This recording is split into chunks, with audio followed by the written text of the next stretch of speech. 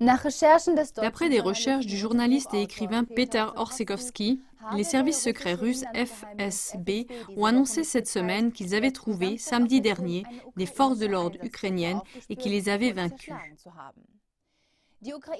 Les Ukrainiens auraient planifié des actions terroristes contre des bâtiments d'infrastructure sur la presqu'île de Crimée.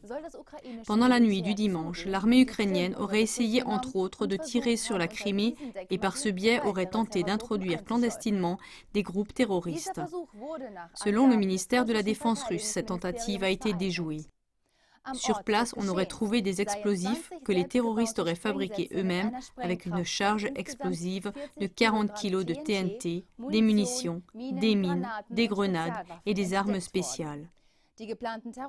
Les attentats terroristes auraient dû déstabiliser le lieu avant les élections municipales et régionales.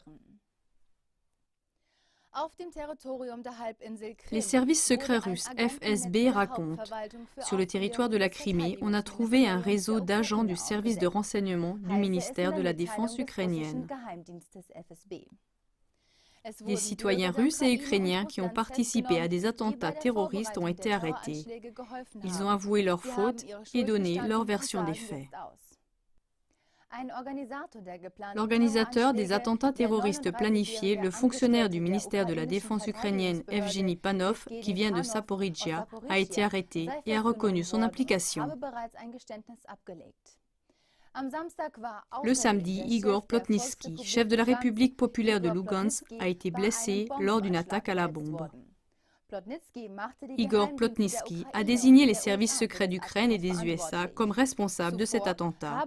Antérieurement, le porte-parole des services secrets ukrainiens avait prédit des surprises en ce qui concerne l'échange de prisonniers dans la zone de guerre de Donbass.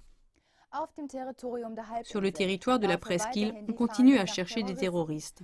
Sur les places publiques et devant des bâtiments importants, les mesures de sécurité ont été intensifiées. À la frontière avec l'Ukraine, on a aussi renforcé la protection.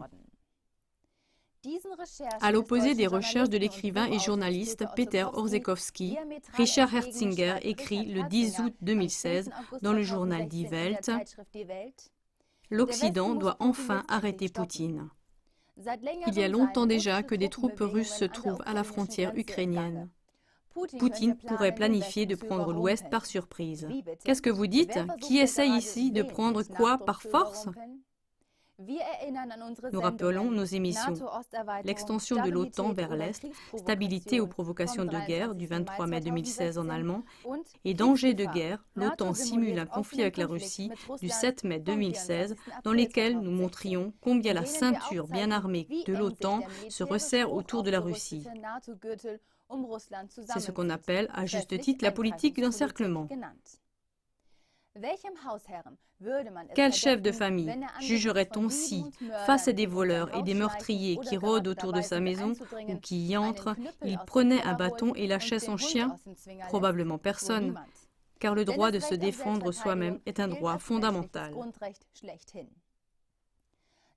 L'article du journal Die Welt montre une fois de plus comment les médias occidentaux essayent de manière permanente et belliciste de traiter la victime d'agresseur. Cette image hostile qu'on donne à la Russie doit être propagée continuellement pour justifier les attaques militaires contre la Russie. Nous vous montrons le documentaire « La Crimée, retour à la patrie » en allemand, comme une contrevoix par rapport à cette campagne de dénigrement anti-russe.